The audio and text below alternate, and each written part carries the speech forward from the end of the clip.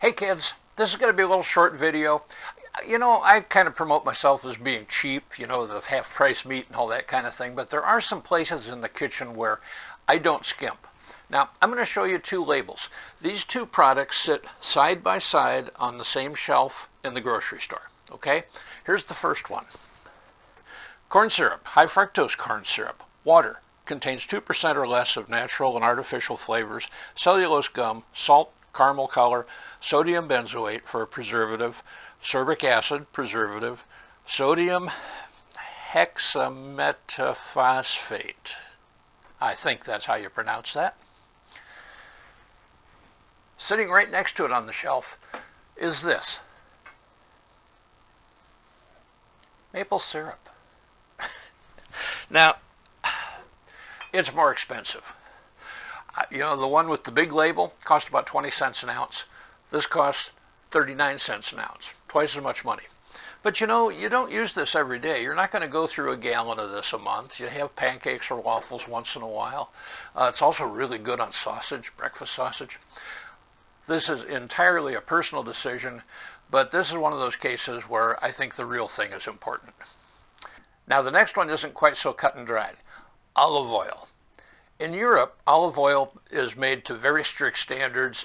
Virgin olive oil and extra virgin olive oil are different things. They're made under different rules and regulations, and they are very different products. Here, not so much. What it kind of boils down to is that virgin olive oil is made from olives, and extra virgin olive oil is virgin olive oil that tastes a little better. They have slightly different acidic content. In a test done by the FDA a few years back, they found that about 40% of the virgin olive oils on the market actually had been diluted with canola oil. So I guess you just don't necessarily know what you're getting here. And I remember the first olive oil I ever bought had an Italian name on it, looked good, and it was disgusting. I couldn't believe that people actually used this for anything.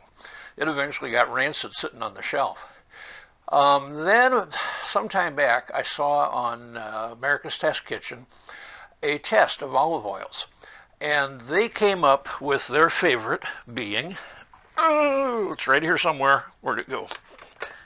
That's not it. Oh, here it is.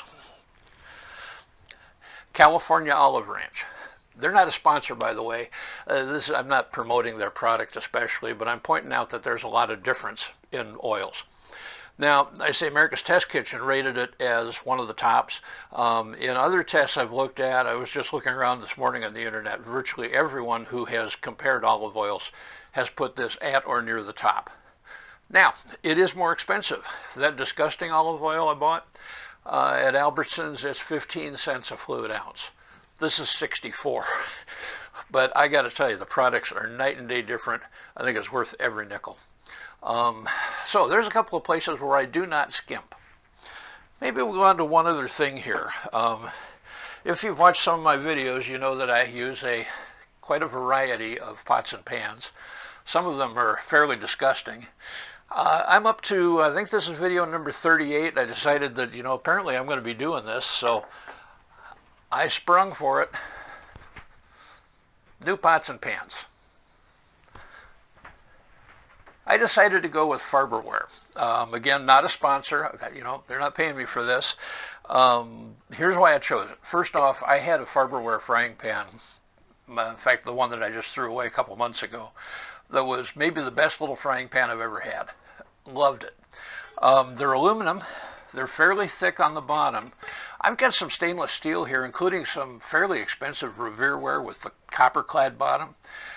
And that steel is thin. When you put it on and crank the heat up, the bottom tends to bubble. So now you've only got a little tiny piece of the pot actually sitting on the stove. It takes forever to heat. These heat really, really quickly. It's got a different kind of nonstick on it that I haven't seen before. It's a copper colored, and that's some kind of additive into the normal nonstick. What did I get here? Big frying pan, a little frying pan, a couple of different saucepans, and a bucket, and it was about $75. I'm looking at pots and pans on Amazon, for instance. This size ran from about $40 up to $275. And, part of the 275 has got a famous name on it. But that is probably better quality. Could be thicker, could be better stuff. But, nonstick wears out.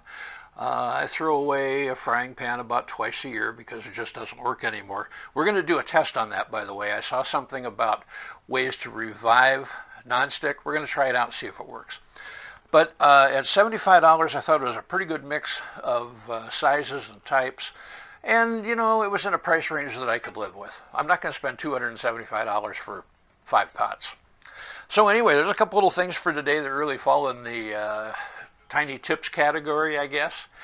Watch for more videos during the, oh, by the way, we're in week 93 of the lockdown. I'm starting to get kind of shaggy. I hope my barber comes back to work pretty soon. Anyway, thanks for watching. Like, share, subscribe. Help get this promoted. Help me get rich and famous on YouTube, huh? Hey, thanks for watching. Peace.